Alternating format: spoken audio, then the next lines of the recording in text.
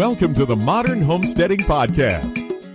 We have allowed ourselves to become so disconnected and ignorant about something that is as intimate as the food that we eat. Be prepared to grow your own for victory. God said, I need somebody strong enough to clear trees and heave bales, yet gentle enough to yean lambs and wean pigs and tend the pink-foamed pullets who will stop his mower for an hour to splint the broken leg of a meadowlark. So God made a farmer. Well, hello and welcome to the Modern Homesteading Podcast. I'm your host, Harold Thornborough. Glad you're joining me today, and this is episode 120. It's April 21st, 2019, and today we're going to talk about a few favorite perennials with guest Natalie Bogwalker. She is the founder and director of wildabundance.net, and we're going to discuss, like I said, a few of her favorite perennials. We're also going to talk about, her homestead and her school, Wild Abundance, and the classes they offer. And before we get into all that, though, let's just have a few homestead updates. What have we been doing around here? I finally got around to incorporating that kids' playground for the grandkids into the garden area. I had to take out a couple beds to do that.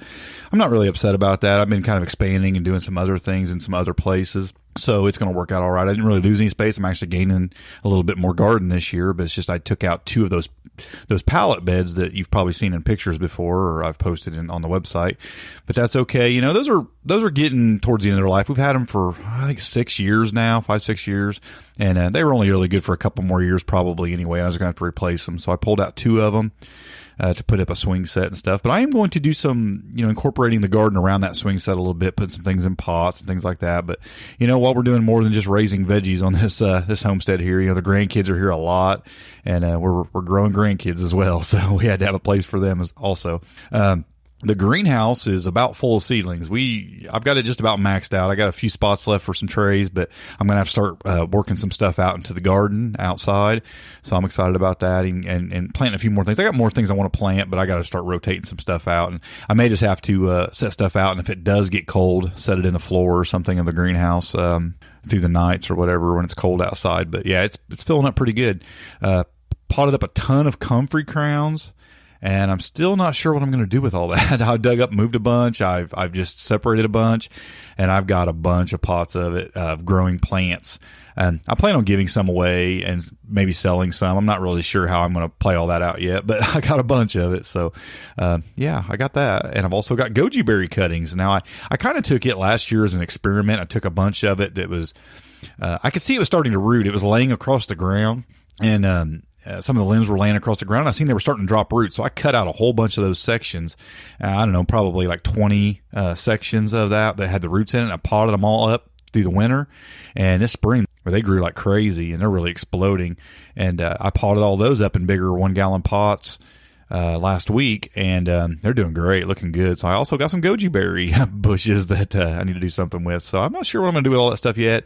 I'll probably give a few away, maybe try to sell a few. But yeah, it's got a lot of stuff going on there, but I just want to do that kind of experiment to see if I can get them to grow, and every one of them took off. Not one of them died out of all of them I potted up. I didn't really expect that. It's about the easiest thing I've ever propagated other than probably raspberry, but real easy to deal with. But we've been putting down a lot of mulch and cleaning things up still. I went and I chipped up a bunch of our branches we had around here, so I had to get all that cleaned up. Things are coming together. It's starting to look like springtime around here now. We had such a mess around here for the winter, and everything's just kind of starting to come together. The beds are getting pretty ready, and we're getting a lot of the messes cleaned up from pruning trees and things, and plants are looking good in the greenhouse, and everything's coming together. So should be a productive year. So I'm really looking forward to it. Well, with that, let's just jump into our main topic with Natalie Bogwalker. We're going to talk about a few of her favorite perennials. As I said before, she's the founder and director of Wild Abundance.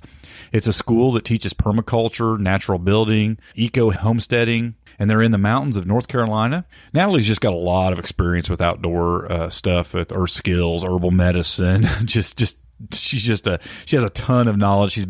She's studied under some people with some really good skills, and her and her partner Frank, they run an herbal apprenticeship, a natural building apprenticeship, a permaculture apprenticeship, and these days she's especially focused on women's primitive skills, permaculture courses, and home building workshops. So she's got a lot to offer, as you'll hear in our interview, and she knows a lot about what she's talking about.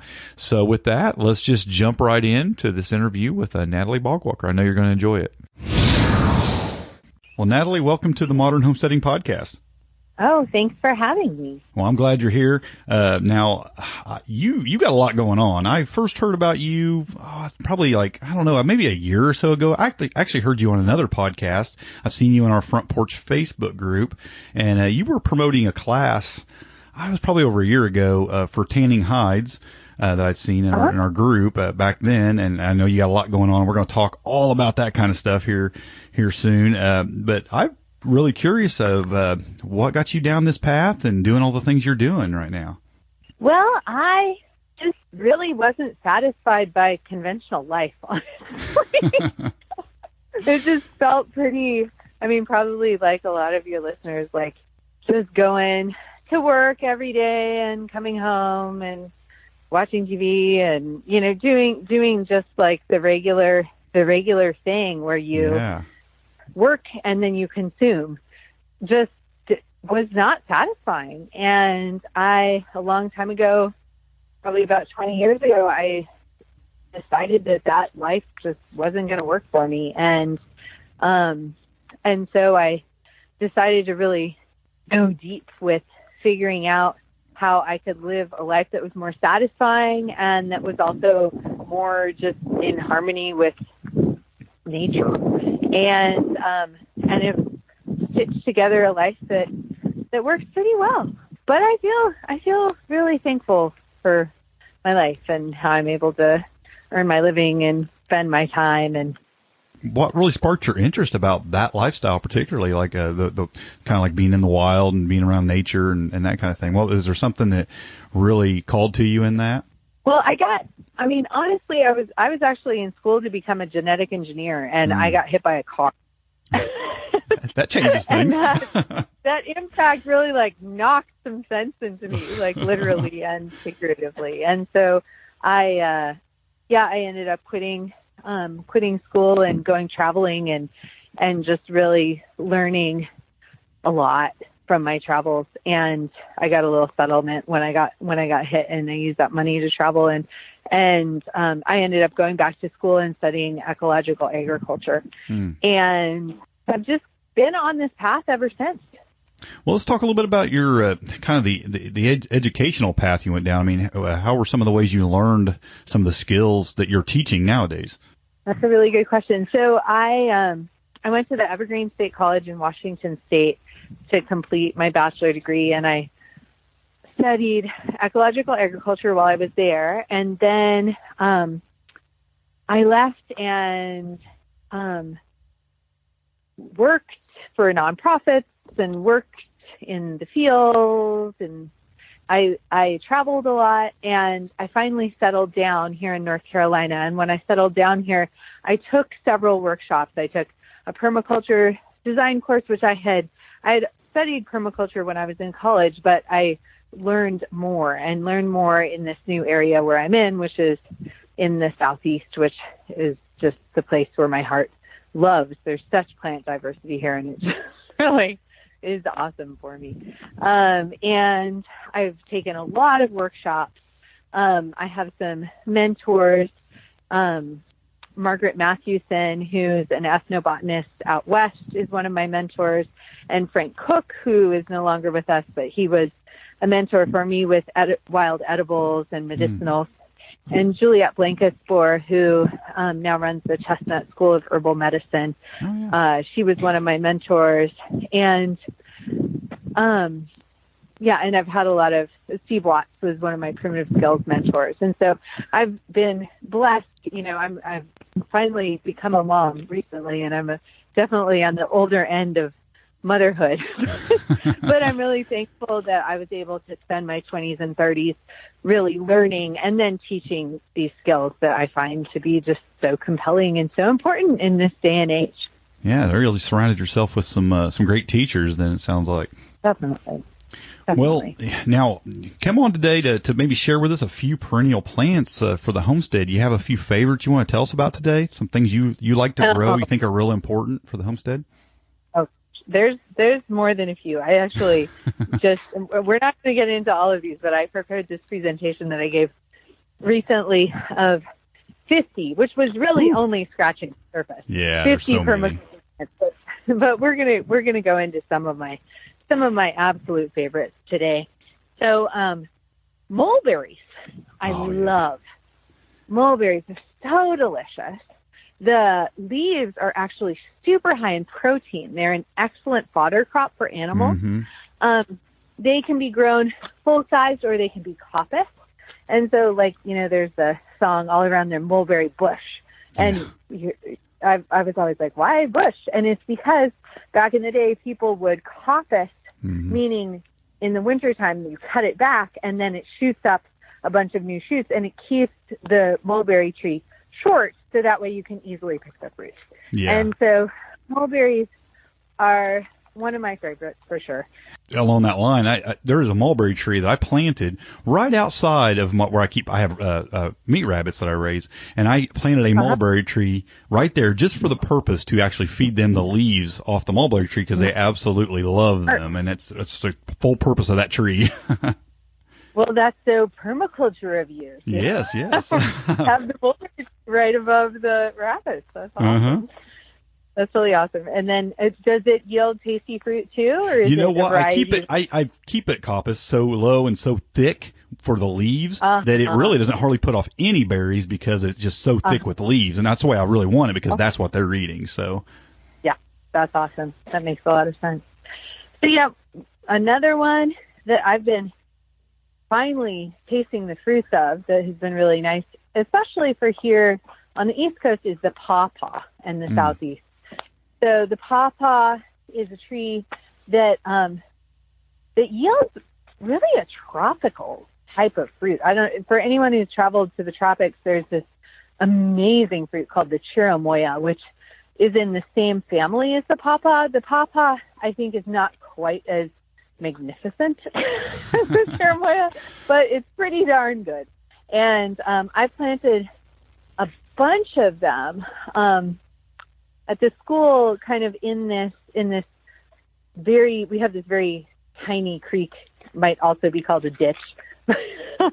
But I planted a bunch of them along there, and they're really doing quite well. And last year we had our first harvest, and they're just delicious. And kids especially love pawpaws. How old do those trees have to be before they start producing fruit? I've gotten fruit off 3-year-old trees. Oh, really? You happen to know the zones for that tree, do you? The range where it would grow? Well, we are in zone 6, and they grow just fine here. Yeah. I don't know if they will go any colder. I know that they're in Ohio. Yeah, it's probably zone 5. I've heard of some folks around here. I live in Indiana, and I've heard some folks growing them around here. I've never grown one, but I've heard that a few people have grown them here in zone 5. So that's why I was wondering maybe 5 to and south of there probably. That is 5 enough. I bet. Yeah. I bet so. And I don't think that you can grow them in the tropics either. So really? I would think 5 to 9, probably 5 to 8. I was just curious. and I wish I had that in front of me.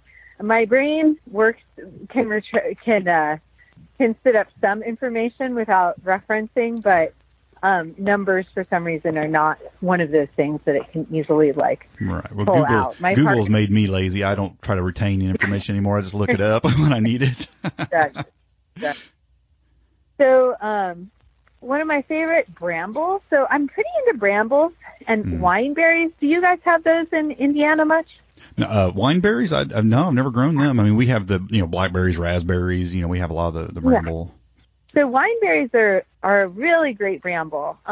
They are not native to here, but I think of them as not native but non-invasive.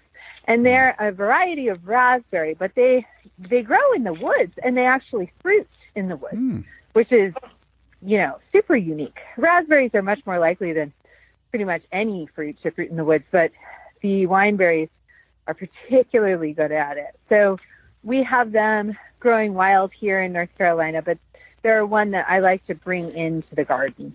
And I think I just also really like to highlight these plants that happen to be non-native and can go feral. But what that kind of means is that they're a great plant for your homestead because they probably won't need a lot of babying. And so wineberries, just the flavor is delicious. The thorns are very, not mean. It's kind of more like... won't reach out and grab you when you walk by? Is that what you mean? Yeah, not like that. And they don't really do much damage. They're mostly just fuzzy. And so wineberries, I love. Thornless blackberries are awesome. It's interesting. I'm from the Pacific Northwest, and there's some really actually pretty invasive blackberries that are the Himalayan blackberries. That are also from Asia, which are absolutely delicious. And when I moved here, the native blackberries that grow here in North Carolina are not super invasive, but they're also pretty small and not super flavorful. And I have grown triple crown thornless blackberries really successfully here, and they're just delicious. Yeah, I brought those in on my property as well, and they get huge too. Yeah, man, they do. Those berries are big. Yeah. Now I find that you definitely there's a fine line on where they're just perfect because they're pretty sour up to a point, and then they'll get perfect, and then you don't have very long after that. You got to get them harvested. Oh yeah. Well, that's what kids are for, Yeah, you're right. They'll find the good ones. Yeah. Oh yeah, totally. And I mean, what I find with blackberries is that you want to pick them when just you put one finger on the berry and just wiggle your finger a little bit, and if they'll fall off into your single finger, then you know that they're good. You don't want to have to pull them off really hard. Yeah, they're sour at that point. Yeah. No fun at all. Right. And then, of course, blueberries. Who doesn't love blueberries? But something about blueberries that I think is really important is that you do soil testing before you plant them, because they're really particular about the pH that they like, and adjusting the soil pH by adding here. I mean, it's funny because I live in a forested area, so you'd think that my land would have a pretty acidic pH, but actually I'm right at 6.2, 6.5. And so, and I've planted blueberries that haven't been super happy. So right now I'm adjusting the pH on a good bit of my place to plant. I mean, not like I'm planting 2/3 of my place in blueberries, but a good chunk. I like blueberries a lot. And kids, man, they just eat you out of blueberries. Yeah, my grandson walks out the back door and he's attacking my blueberry bushes like crazy. What are you doing to adjust that pH for your blueberries? I'm putting a little bit of sulfur down. And so sulfur is totally organic. It's kosher. And I can't, this is another easy Google search, but I think I'd have to look it up, and that's something I could even get to you. But basically it's just a really light sprinkling of sulfur, and it really helps get that pH down. Blueberries like it pretty much as acidic as you can get it. And then peat moss, some people are really into adding peat moss to their blueberry plantings, but I've gotten mixed results with it. The thing with peat moss is it's so good at holding water, but then once the water's gone, then it is just drying up and really it's disturbing the roots because it just it becomes so much smaller. And so I think pine bark fines are a really much better thing than adding peat moss to planting them. And definitely some compost is a good idea. And I've had some friends, I haven't done it myself, but using biochar or charcoal that's been ground up that you activate with a compost tea, or urine also works. That can be really good for blueberries. Have you heard of anyone mulching around them with pine needles, and does that help? I do it. It helps. I also just use wood chips to mulch around them. And I use wood chips. You know, I've gotten really, I don't know, are you familiar with Michael Phillips? He wrote the Holistic Orchard. Yeah. I love his work. And he's really into ramial mulch, where you take, and I've actually taken a bunch of autumn olives, which are pretty invasive, but they are also nitrogen fixing. And so I've taken the autumn olives this year just as they started to bud out. So there's like all this juicy stuff going on in branches. And I've taken that and I've fed it into a shredder and then mulched with those. And I'm really hoping that that's gonna really be good for the blueberries, along with all my other perennials. But yeah, that's good. Pine straw. Well, I've held you a long time on blueberries because I struggle with blueberries a little bit. We have a few and they do okay, but they don't seem super happy. They don't put off a ton of fruit like I expect them to. You know, they like a lot of water. Yeah. And it's funny because they tell you to not plant blueberries where their feet are going to be wet, but blueberries have such shallow roots. Like I think most of their roots are really in like a 4-inch depth. And so they don't have access to like groundwater the way that a lot of like most of our perennials do. And so here in the southern Appalachians, it rains a lot during the growing season, and I hardly even irrigate anything. Like I don't irrigate my garden, but I have drip on my blueberries, and I did not for years. And then last year I put drip on my blueberries, and some of them doubled in size. Like just from having that drip on them. So really getting them regular water. Like I set the timer to go off once a week, and I gave them like 45 minutes of water through just, that little tiny drip. But 45 minutes about once a week, and they just loved it and thrived. And then just keeping that pH really low, keeping them really acidic. And I have even sprinkled a little bit of sulfur on them, and it's a 10% sulfur. Again, I could look it up. I know that Seven Springs sells the sulfur that I'm talking about, and it seems to be great. It seems to really help them. So yeah, water and acid. Well, I'm definitely going to be paying more attention to my blueberries this year, trying to get them a little bit better, a little healthier. Like I said, they produce, and they look okay. Yeah. They're just not getting big. They're not really growing a lot, and they just don't put off the amount of fruit I would expect them to. Yeah, totally. I've had a similar stuff, and that's really, that's one thing that's awesome about running a school is like, as I'm learning these things, I'm able to share it with other people so that they don't make the same mistakes that I made, because it's really easy to make mistakes. And that's really a great way to find a good teacher. You find somebody who's seasoned enough and has been doing these things long enough and made enough mistakes, hopefully in the area where you live, so that you can learn from their mistakes. You can learn by experience and through mistakes, but it's nice if it's somebody else's experience and mistakes. Oh yeah, that's a bonus. And that was something that I did. And this is something that I think is a really good idea, is not everyone can do this, I lived on several different farms and homesteads before I started Wild Abundance, and that getting to get really deep with and experience other people's like successes and challenges in like a day-to-day way can be a really good idea before you start out on your own. And that doesn't have to be that you're going and living at those places, but going and touring places, or like our school does, we have a Earth Skills and Permaculture course that's a 8-month course, and it's one weekend a month, and we visit I think 8 different sites, and the students get to talk with and really get to know those people. And we also do a permaculture design course in September, and we do 2 different tours. We do one that's urban, and then we do another one that's more rural. And it's really essential.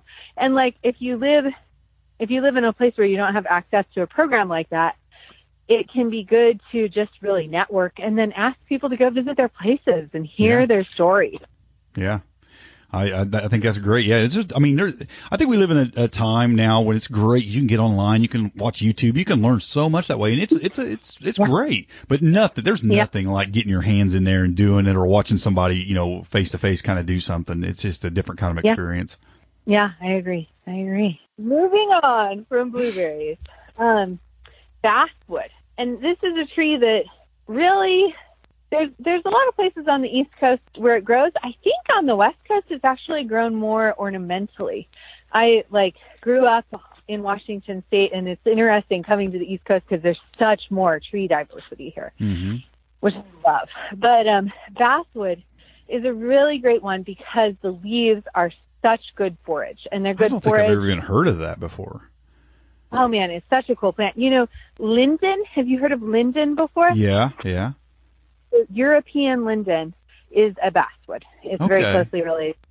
American linden, which is also called American basswood, and it's called basswood because the bark, the inner bark of the basswood tree, is an amazing fiber, and bast is like an older English word for fiber, and so this tree, I mean, it has so many uses. The wood is used for cabinetry. It's super light in weight, but it's very strong. It's beautiful. The bark, like I said, from my primitive skills background, I would make bark lodges, like houses that were sheathed in bark, and I would use the basswood bark to lash together the different members. I also use it when I would do crafts. I would use it for lashing together baskets. Oh, wow. And the leaves are really delicious, and they're great for making, you can just throw them in a salad, you can cook them, you can make basswood leaf dolmas. They're really fabulous. So yeah, I really recommend basswood. Yeah, It's really delicious. And then daylilies. So daylilies, I mean, it doesn't seem like something that you would eat. But actually, you can eat the root. I actually was on a survival trip one time, and we were in an old, abandoned homestead that was miles from any road, and there were all these daylily bulbs, and it was the very early spring, and we were eating daylily bulbs. So daylily bulbs are great food. The greens are also delicious when they first emerge. You need to make sure to cook them.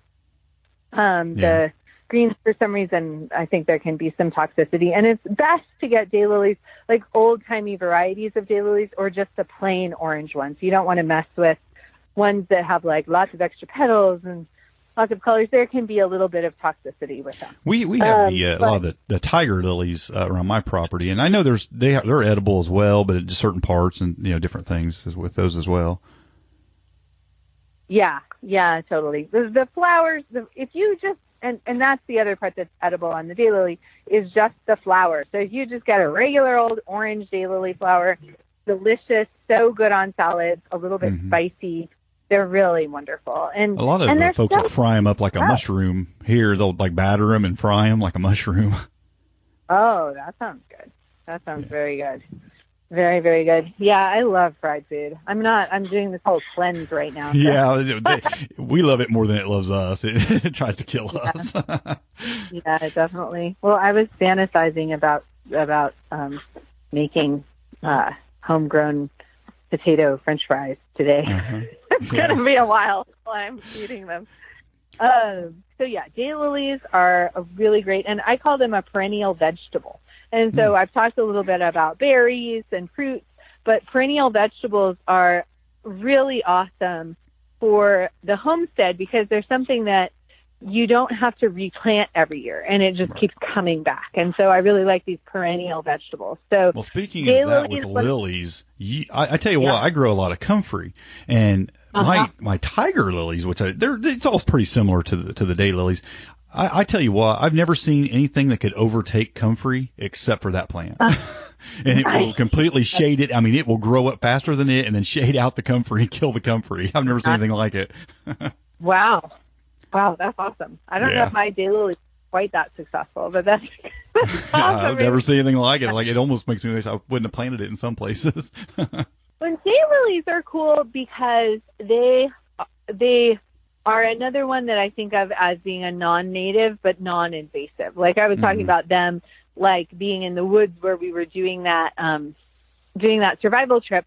And, you know, they stay where they were planted. It's not like they're just like we have this horrible plant, multiflora rose, that grows here that just takes over, and it's horrible. But, you know, daylilies, not like that. And then another one of my favorite perennial vegetables is green-headed coneflower. So it's related to Echinacea, and it's also known as sochan. So that's the Cherokee name for it, is sochan. And green-headed coneflower, it's grown ornamentally. It also grows natively here in the forest in western North Carolina. And it does fine in the forest, but when you take it from the woods and you bring it into your garden or your yarden, as some people like to call it, it thrives because you're allowing it sunshine, you're giving it plenty of water, and you are eliminating its competition, which is the reason why it doesn't make its way out of the forest on its own. Like, it can tolerate shade, but it prefers sun, and it is amazing how much food you can get out of this plant. And it's really easy to propagate. You just do root divisions, which is basically taking the plant and sticking a shovel in it a few times and then taking a chunk out and planting it somewhere else. And it's a great one too because it puts off greens. So you eat the greens from it, and it puts off greens in the seasons when it's not easy to get greens from your garden. And so in the early spring and the late fall, it puts off a lot of greens. And then in the summertime, it puts off this beautiful sunflower that has a green, hence the name green-headed coneflower. And I really recommend that plant. That's another one I've never even heard of, but you've got me very interested in it. Oh yeah, it's a totally awesome plant. Is that the only thing that's edible? Is the greens on it, or does it like the roots or anything like that? I believe it's just the greens, but it's very, very prolific. I actually planted some. I interplanted some with blueberries. I had to move it because it was just taking over and shading out the blueberries. So Oxide Daisies. So those are not the ornamental daisies, but more the weed daisies that you see growing in fields. So I transplant those also into my homestead, and they're another perennial vegetable where the leaves, when it's still a basal rosette before it sends up a flower stalk, the leaves are delicious in salads, and they have this sweet kind of zingy flavor. It almost tastes like if you've ever had wheatgrass juice, it kind of tastes like that a little bit. They're just super nourishing and delicious, the greens. So probably my favorite salad green, although I have a lot of favorite salad greens. And then the flowers are beautiful. They're really good in salads. And also I especially like to pickle them. And they taste a lot like artichoke hearts. And I pickle them and I put them on pizza. And they're so yummy. Oh, sounds great. Yeah, so just Oxide Daisies. They're the typical daisies that you'll just see growing on the roadside. Nettles. So when I moved onto my land, most people think of nettles as being kind of a scourge, but when I moved to this land, the land was pretty damaged. It had been a dairy farm for a long time, and most of the native edibles and medicinals had been long gone, eaten by the cows, and I actually brought in both wood nettles, which are native nettles here in the Southeast. I brought those in, and I brought stinging nettle, which are the European nettle, and planted them because they're such a great food source, and they're really good medicine source too, and they're a good fodder crop too. So, nettles are awesome. We have so many of those in the wild here that I don't know anybody that actually brings them to their property, because you can just take a stroll in the woods anywhere and find a bunch of them. Yeah. But well, there's, if you're in town or wherever, sometimes it can be nice. Like if you that's one thing about my homestead is I just want to be able to go out my door and gather these foods. I don't want to have to necessarily go to the woods. And so it's really, I've just brought them all there. And milkweed is another one that I love it. It's so delicious. You have to cook it, though. If you don't cook it, you're in for bad news. Yeah, that's what I hear. I've actually never ever eaten it, but I know of some people who do, and then that's their warning too. You want to do it right when you're making it edible. Yeah, definitely. And you don't have to like cook it in changes of water or anything like that. You just have to cook it. And what that does is there's these latexes that are in it. That's why it's called milkweed, is when you pick it, there's like this white milky juice that comes out, and that's what you want to make sure is cooked. And so the flower buds, the flowers on milkweed smell divine. Like, it's just so nice to have it around. Just so delicious smelling. But they're so yummy. And the texture is really good. The flavor is really like asparagus. And, wild common milkweed usually grows like 3 feet tall, something like that. I've gotten it to grow 6 feet tall when I bring it in my garden. And it's also, of course, great food for the monarch butterfly. Right, yeah.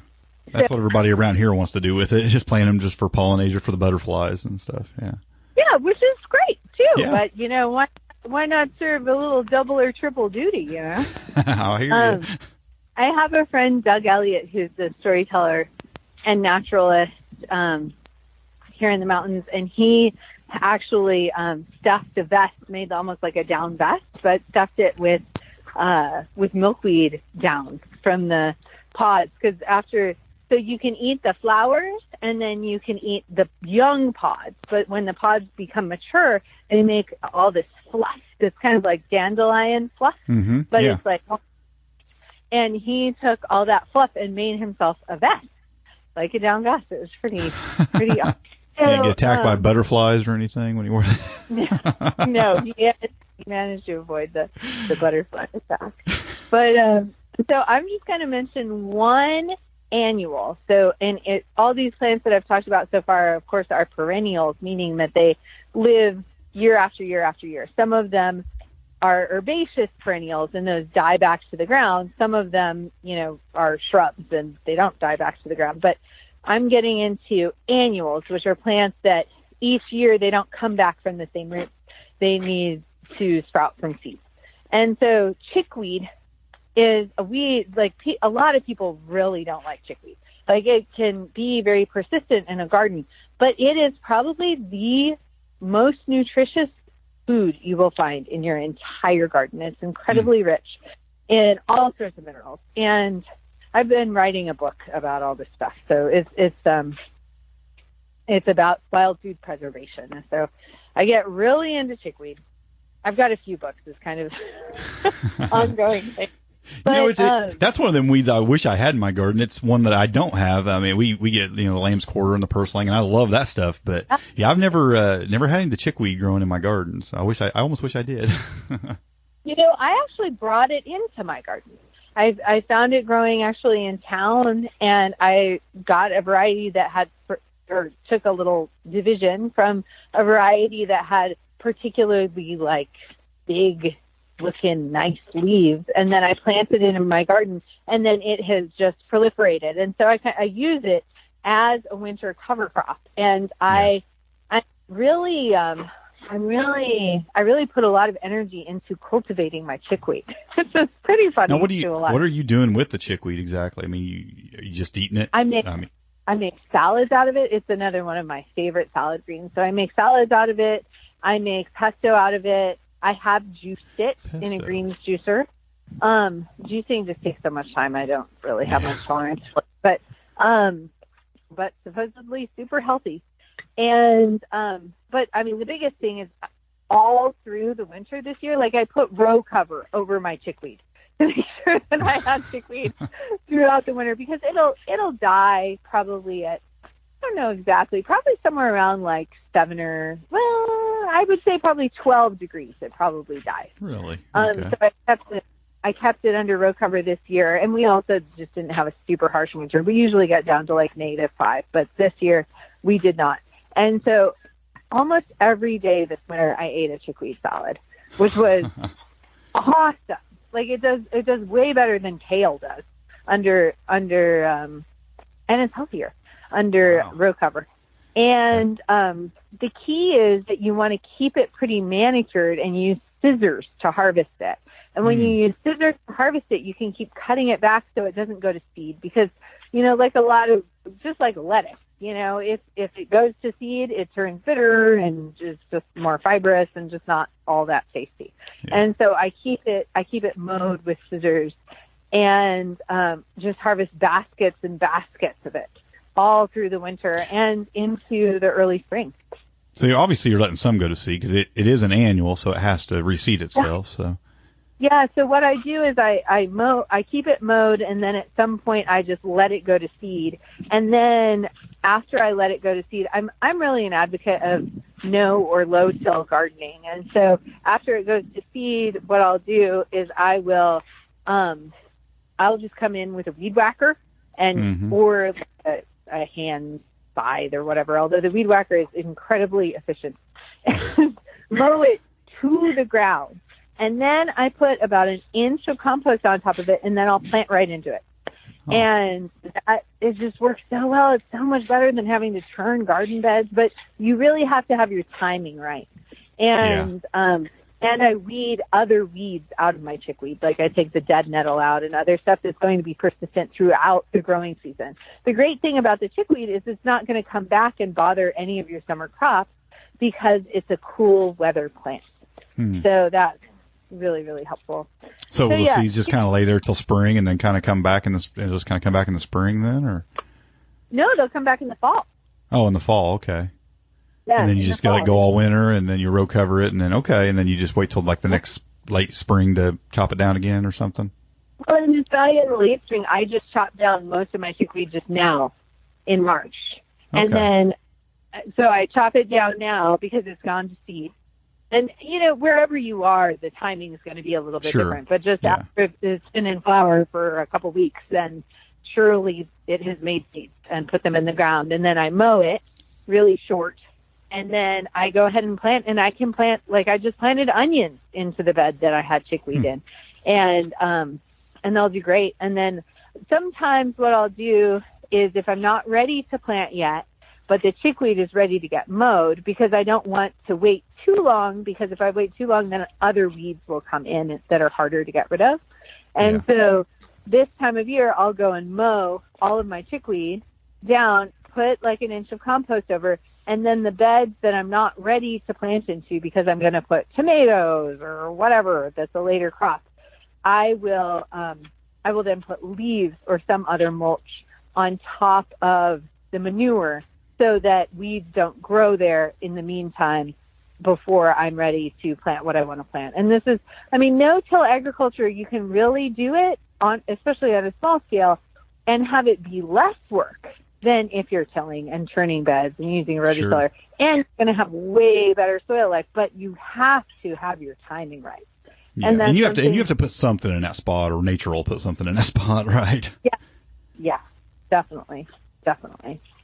You've got it. So I could go into more and more, but I think that covers like my absolute you gave us some great ones there, and a couple I'd never heard of. So I'm definitely going to look into those. Let's take a couple minutes and let's talk about your school a little bit. Can you tell us a little bit about that and some of the things you're doing and classes that are coming? Just all about that kind of stuff. I'm really curious because I know you're doing quite a bit there, especially through the summer, and I'd like to hear about it. Yeah, I'd love to talk about it. So Wild Abundance is really, I get really jazzed, if you can't tell, about a lot of different things. And permaculture, meaning like, agriculture that is truly regenerative and will support humans and other species for times untold. I get really jazzed about permaculture. I get really jazzed about growing food. I get really jazzed about building. I love building. And I get really excited about medicinal plants. And all of these things are things I'm excited about. So I love teaching those things. And I've also hired, we have about 20 guest teachers that we employ for various classes at Wild Abundance. We have, we offer short courses, like our first class of the year, because we like to take the winter off, like most sane things which I wish everyone could take the winter off, but yeah, I do too. not always. Yeah. I mean, we do stuff in the winter. We plant a bunch of perennials and do marketing stuff and a lot of curriculum planning and stuff like that. But our first class of the year is a women's carpentry class, and we do a 4-day women's carpentry class. We offer 4 of those each year, and that's a really sweet class. And we have women come in from Vermont and from California and all over the place. So we do women's carpentry, and then we do a tiny house and natural building class that's co-ed, and that is in August, and that's really sweet. We offer and so we actually build a house for someone here in the community, and so people get to learn from the ground up exactly how to build a tiny house. And we divide the class into 2 crews. We build 1 mobile tiny house and 1 stationary tiny house. And so we're going to be doing that here in August. And then we have our permaculture classes, which I mentioned, the earth skills and permaculture. That's our flagship course. It's really wonderful. And it's just really sweet for me because I get to see the students experience all these different things and get really jazzed about stuff and just take it and run with it. And so that's 1 weekend a month for 8 months, April, and it starts at the very last weekend of April. We have a few spots left in that class. It's April through November. And that's a permaculture design certification course, but then we've also added a bunch of really juicy curriculum that includes primitive skill stuff. It actually starts with a wild foods backpacking trip, which is amazing. And so it's not too much hiking because we stop and gather stuff and talk a lot about plants, but it's a really sweet experience. And then we also offer that wild foods trip on its own, a la carte, basically. And then that earth skills class also involves natural building, and then we do basket making with kudzu, of all things, and all sorts of other really good stuff. So that's a really deep program, not quite as deep as we offer an apprenticeship. We have an 8-month apprenticeship, and we have a couple of 3-month apprenticeships, and that's the depth of that program is too much to go into right now. So if anyone's excited about that, you should definitely check out wildabundance.net. And then we have a wild crafting and medicine making class in May. And then something that we're developing more of this year, which is exciting, is we have this women's rewilding class. And that's I have a lot of roots in that. Like I mentioned, I lived in a bark hut, and I lived for 5 years super primitively on the side of a mountain with several other people. And, we started all of our fire by rubbing sticks together and cooked all of our food on fire. I'm not that hardcore anymore, but I occasionally like to really dive into that. And we're doing this women's rewilding class. And then we have our online hide tanning class. So that is a program. I've been tanning hides for about 15 years and have become a local hide guru of sorts. And I wanted to be able to share that skill with more people. And so I made this online course, and it is somehow I let myself go a little crazy on it. It's really, really good. And we spent a lot of time and a lot of money on production and got a really amazing videographer to work on it. And the course is, we've had dozens of people tan hides. And is that mostly deer hides, or is it going to apply to a lot of hides? You can apply it to other hides, but the class is specifically about making brain tan buckskin, which is hair off. Deer hides do not work well with the hair on. The hair just sheds everywhere. Yeah. I actually have an ex-boyfriend who banned deer hair from entering his house because it became so bad. But since I've built my own house, and I can have as much or as little deer hair in it as I want, which is great. My current partner does. He's cool with it. But yeah, so that's an option for people who live far away if they're wanting to learn with us. And Yeah, it's a huge passion, and the school employs a lot of people in the area who, it's just really sweet. Like when we have our quarterly meetings, everyone's just so happy that they get to make their living doing something that they really care about and believe in. And it's just really rewarding. So, yeah. A question, how many people do you usually have in a class? Are the ones that are there? I mean, not the online class, of course, but the actually showing up for the classes. It's between probably 13 and 20.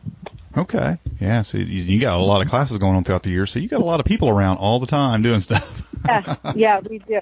We do. We definitely have people coming through, which is a big part of why we take the winter off. Yeah. But we get a little alone family time. But yeah, it just varies depending on the course and how intimate it needs to be. And like the tiny house class is more on the bigger side because then we split the group. So we'll have 20 people and there'll be 10 people on each building crew, which is really nice to be able to have that level of participation. The women's carpentry classes, they're about 15, and we also split those groups because they just need, that subject needs special attention, like making sure, because we're using some power tools, and we want everyone to feel safe and be safe, and just like get attention, that one-on-one attention that's so necessary. Well, before I have you share the information on getting a hold of you and stuff like that for all the things you're doing, I did want to mention that I think one of the first times I saw you, actually identified you and thought, I know who that is. She's in our Facebook group. I seen you on a TV show. Can you tell us a little bit about that? Oh, there's been a few of them, but one of them was... I seen you on Live Free or Die is where I seen you. Yeah. There was Live Free or Die, which several of my friends were on. There was, I'm trying to remember the names that they were using, but there's Tony and Amelia were on there. They're my neighbors. And Thorne was my good buddy. And you were out there helping him build his little hut out there in the woods. Yeah, totally. He called me up because I'd done a bunch of primitive building. He's a lovely person. He's running some sort of cool primitive skills thing for kids in Athens, Georgia now. Oh, really? Wow. And yeah, it's cool. But my favorite TV show I was on was this little documentary made by Morgan Spurlock, who is this producer who made that documentary Super Size Me. But he made one for actually country music television called Freedom in America. And this comedian from Nashville, I think, came out here, and it was great. I had so much fun with him, and he was just delightful to be around. So if you can check that out ever, it's really sweet. It's really funny. He went to all these places. Yeah, it's cool. He went to you just have to see it. There's 4-wheelers and people mudding and all this stuff, and then he comes to Wild Abundance and he's like, oh, this I like. This I freedom. But it was really sweet working with them. Well, that's cool. Well, before I let you go, why don't you tell us all about how folks can get a hold of you, find out more about your classes and the things you're offering, and get more specific information on it. So wildabundance.net is the place to go to find out about all of our stuff. And we also have a blog on there that is a really great resource for learning more about all of the stuff that we teach for permaculture and natural building and tiny houses and all that stuff. So it's a really great resource, wildabundance.net. Okay, definitely put that in the show notes, and anything else you send over that we can link up, or in the classes particularly, or whatever we can put links to, or anything like that. I'll definitely get all that in the show notes. I just have one more question for you. Have you ever thought about doing an online permaculture course, or do you feel like that's just something that should always be done hands-on? I've considered it, but and who knows what the future might hold, but I really like it being in person. Yeah, There's a lot of benefits to that, no doubt. And I just know there's so many people that just can't break away for that in-person stuff that would just love to be part of, and there's not a lot of online ones out there. And I was kind of curious if you'd ever thought about doing something like that. Yeah, I should look into it more. It's a lot of work, Dan. Yeah, I know. You just seen what you put in that hide tanning one. I would imagine the permaculture would be way more in depth even than that. So. Yeah. There's definitely some advantages to it though, because it's not necessarily as action oriented. Like the hide tanning, it's nice to do online courses that are more talking. Mm-hmm. And the permaculture classes, but that is another thing that's nice about doing them in person, is it's just so sweet to be on the land and doing projects. There's just nothing like getting your hands in the soil or getting your hands on the actual items and seeing them in their environment and working together, and it's just, that to me, that's what permaculture, just watching these things, how they work together and and you feed one another and do the things they do. And it's just so much better to see that in person, really. Yeah. It's really sweet. But that's awesome. Well, it's so good talking with you. I really appreciate what you're doing. Well, I'm glad you came on and shared all this with us. Like I said, some real good information there today, and a couple plants I'm going to be checking out, because you got me a little excited about this. That sounded really, really cool. I'm thinking I need to know more about these, so I'm going to go check it out. That green-headed coneflower's really got me fascinated. I'm thinking I got to see what this is all about. It's so good. And you might even be able to buy it just in a regular ornamental nursery. Yeah, I'm going to have to definitely look into that, because I'm definitely intrigued. So, well, thanks so much, Natalie, for coming on and sharing all this good information with us. And good luck on the upcoming classes. And hopefully, I'm sure they'll go well, and everything will be just great. Yeah, sounds good. Yeah, it's been 10 years so far. 10 years. Been awesome. We'll see what the next 10 years have for us. Well, have a wonderful day. You too. Thank you very much. It was good talking to you. Okay, you too. Bye. Well, that was good stuff from Natalie. And I encourage you to go and check out the website, wildabundance.net. I'll have all the links of everything she talked about and classes and the website and all that on the show notes. It's episode 120, so it'll be smalltownhomestead.com/120. And you can get all the links of everything we talked about today. So definitely go check that out. Like I said, Natalie, she has an abundance of knowledge and wisdom when it comes to outdoor skills and homesteading. So I know that there's a lot you could gain from her. So go check out her stuff for sure. Let's jump into our homestead recipe of the week. And today you're going to love the recipe, because today you're going to hear about an egg sandwich that will make someone fall in love with you. This comes in from Ronnie over at the Efficient Homestead. He's actually a blogger and a podcaster. He just started a podcast recently here that you ought to go check out. I'll have a link to that in the show notes, but check out this recipe from Ronnie. This is Ronnie from the Efficient Homestead, and I'd like to share with you an egg sandwich recipe that is so good that it made my wife fall in love with me. First, you need to gather your ingredients. You'll need 2 pieces of bread. We like to use Dave's Killer Bread or any other good, wholesome, whole grain bread. And you'll need 2 farm fresh eggs of your choice.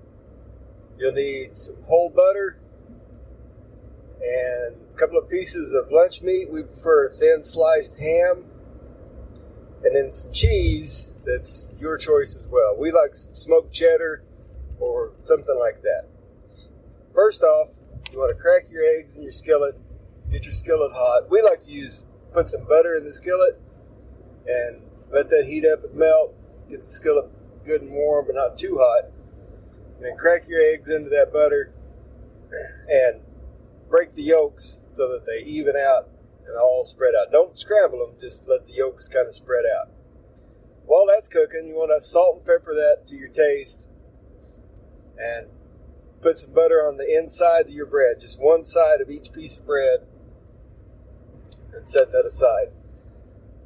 By the time that's done, you should be able to turn your eggs. Don't want to overcook these eggs. You want them just right, barely done. Just good over medium done eggs.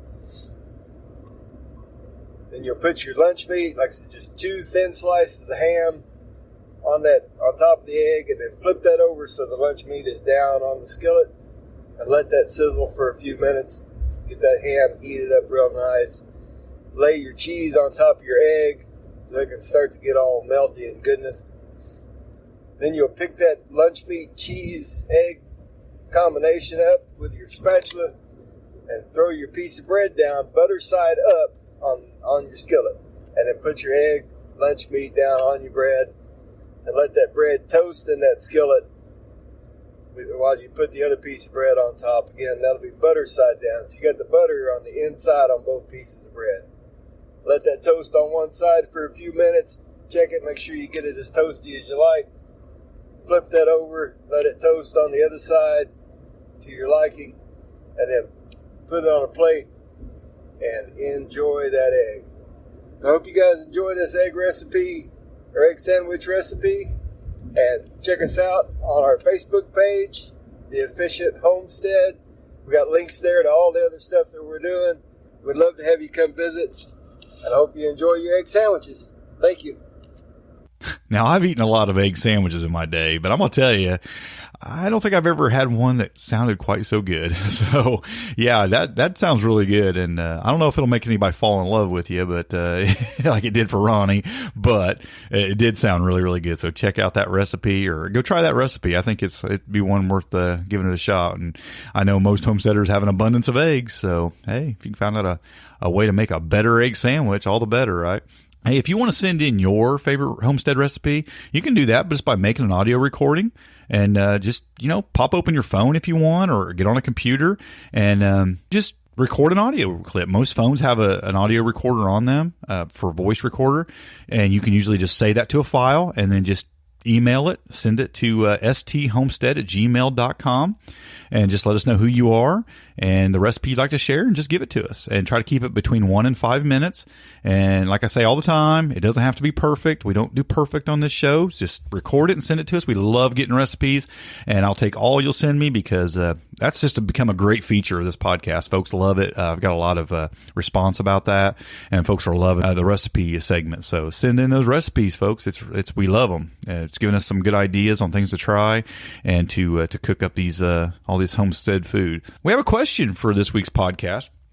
And this question comes in from Max from Connecticut. He says, "Hi, Harold. Been enjoying the podcast very much. My wife and I bought our first home on 2 acres a year and a half ago. A little more than half the property is wooded. The front yard had about 7 apple trees, but were sorely overgrown and extremely tall. And we've had to cut some down due to serious rot and bad placement near the house. We want to start replacing them soon and adding some others like peach, plum, and pear. My question is, from a permaculture standpoint, are there any considerations we should keep in mind when choosing variety and especially placement? Function stacking or companion plants, etc.? Or is it as simple as don't overshade the garden?" Well, Max, congratulations on the first home on 2 acres. Sounds like a great place. Half of it wooded. Man, sounds like just an awesome little homestead there. And, like every homestead, you're going to get it. There's definitely going to be some maintenance, and you've had to cut down some trees because they weren't taken care of. They had some disease issues. And yes, absolutely, don't overshade the garden is important. But there is some things you can do, some things you should consider when planting fruit trees. Now, I'm an admirer of permaculture, and because I'm an admirer of permaculture, I watch a lot of permaculture videos and I read a lot of permaculture books. So I've picked up a few things about planting fruit trees. A great resource, by the way, is a DVD called The Permaculture Orchard. You can find that on Amazon. I'll put a link to it in the show notes, and it talks a lot about how to plant the fruit trees and build guilds around the fruit trees, which is something you'll want to consider. But in there, he talks about the NAP method of planting, the NAP method of planting, and that's alternating your trees with a nitrogen fixer. So it's an apple, then it's a plum, a peach, or a pear, and then a nitrogen fixer in there. A nitrogen fixer, apple, then a plum, peach, or pear. You want to choose the right nitrogen fixers, though, for you. You want a nitrogen fixer that's going to be good in your area. Now, it doesn't have to be a tree necessarily. It could be a bush, a large bush that you might grow in between them. But, there's some nitrogen fixing trees like the autumn olive is one, for an example, that is a nitrogen fixer. But it can be a little bit invasive So you want to be careful with that. Matter of fact, it's actually illegal in some states to plant the autumn olive, like the state that I'm in as of now. They just passed a law about planting autumn olive here. There's also some bushes like the silverberry.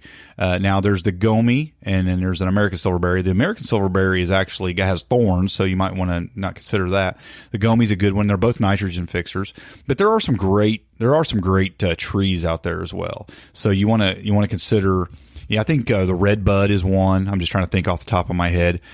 Some that are good trees. You want to do some research on the ones that would be the best in your area, because they're going to do a lot of things. They're going to attract pollinators.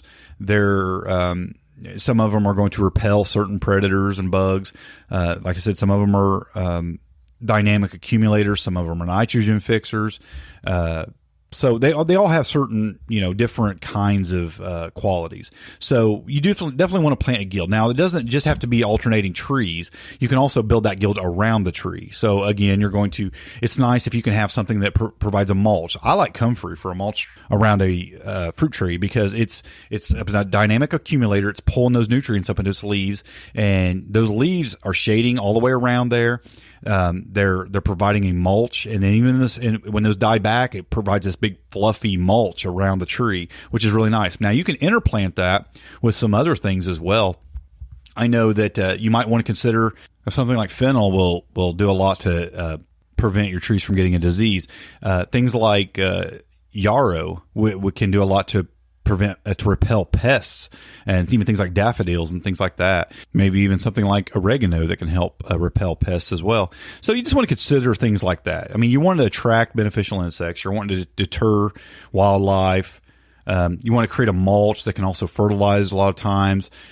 Things that will attract pollinators, repel pests, and things that will keep the weeds down around. I mean, that's what I like about using comfrey. A lot of people plant hostas around trees, and yeah, that's great. You can do that, but it can attract a lot of things, and it doesn't really give you a lot of benefit. I like comfrey, for putting around a tree. So if you want to plant 3 or 4 or 5 comfrey plants around a tree, it can do a lot for that. And then kind of in between those, put some chives and some, oregano or some, something like that. You just have to kind of do the experiment. You have to kind of research it, see what you want. Now, you want it to do a few things. You want it to provide for the tree. You want it to provide for you as well. I mean, there's no sense planting anything that doesn't do something for you. Like I was telling you about the nitrogen fixer, putting in a Goji tree. Or silverberry or something like that. These trees can, they provide food for you. So you can actually use that. But again, you have to be careful, invasiveness. Study whatever trees you want. So you want to definitely research a little bit. You want to plant things that are going to help the trees, things that can help the garden, things that benefit your homestead overall. But you also want to plant things that benefit you. That's kind of the beauty of being really careful about what you're selecting to plant right now. Plant around that tree things that will benefit the tree, but also benefit you. So those are some things I would consider if I'm putting in a tree guild. And of course, you want to be careful about planting things that are going to shade out other areas with your trees, planting them in a way that won't shade out the garden, things like that. And there's just a lot of things to consider. But overall, you don't have to overcomplicate it really, but each guild around each tree can provide a lot for you. I mean, around here, I put a few herbs and I put comfrey around most of my trees, and I kind of leave it at that. I don't go all out, and I separate my trees quite a bit because you can either separate them by distance, like by a great distance, or separate them by other trees, like have things in between them, like a nitrogen fixer, and then a stone fruit in between an apple tree or something like that, like peach plum, whatever, in between your apple tree and the other, and just keep them separated, because a lot of the diseases that will attack one won't attack the other. So don't want to make it easy for them by branches starting to get too close or touching each other, and it just spreads right to the other tree, or bugs going from one tree right to the next tree. I mean, you want to make it a little bit more difficult for them. So you want to plant it in a way that just doesn't, it just isn't like going down a row and attacking everything. So you can, by separating them, you can do that. And I try to do that here on my own property. We have different kinds of things. We have pear and apple and plum and mulberry, and we have them separated by distance around the yard and kind of scattered around here and there. But anytime you put them in a straight row, like a lot of orchards do, it's just a beacon saying, hey, come attack us, and then he can just work right down the row. And if you watch that DVD, Permaculture Orchard, he talks about separating, and planting this and then this and then this, and then doing your little guilds around the trees. And he makes it really simple. It's a really good DVD. I recommend anybody that's interested in permaculture and planting trees watch it because there's just a lot of information there. So it's a really good one to get your hands on. Because trees aren't cheap, and if you're going to plant a bunch of them, I mean, definitely checking out that DVD can be well worth the money. So go get that DVD if you want and check that out because it can teach you a lot about planting an orchard if you're really wanting to have a good orchard. It's one that will provide a lot of food and be healthy. So check that out. Well, Max, I hope that helps you and gives you some ideas. I don't want to get too deep into it. I mean, I could definitely turn a whole show out of that question, and maybe I will at some point. It's a good topic. It's a good question. It's something I don't think I've addressed in depth before. So here in the future, I might just take a whole episode and talk about that. But those are just a few ideas to get you started. The alternating with a nitrogen fixer and then stone fruit and then apple. Choosing the right nitrogen fixers, whether tree or bush, and then planting your guilds with herbs and other things around the trees. So so hopefully that helps you and give you some ideas. If you want to submit a question for the podcast, you can send in your questions by calling or texting to our voicemail at 765-203-1949, and you can just submit questions as often as you like. We love getting questions. And like I said, the way I'm doing the format of the show now, sometimes I may not go into great depths answering the questions, but I definitely like to at least give you some ideas and point you in the right direction. And who knows, we might take your question, make a whole show out of it at some point because you get some great questions and there's just an endless amount of topics to try to tackle. So yeah, send in those questions. We love getting them. The show notes for this episode can be found at smalltownhomestead.com/120. And I'll leave you with this quote from Abraham Lincoln. He says, "We can complain because rose bushes have thorns or rejoice because thorn bushes have roses." It's all about perspective, folks. Enjoy your week. Happy homesteading, and God bless. Thanks for listening. To see the show notes for this podcast or listen to other podcast episodes, go to smalltownhomestead.com. There you can also read our blog, connect with us on Facebook, Twitter, and Google+, and take advantage of the many resources we make available to help you along in your homesteading journey. Please share this podcast and help us to carry out our mission of helping others to homestead today for a better tomorrow.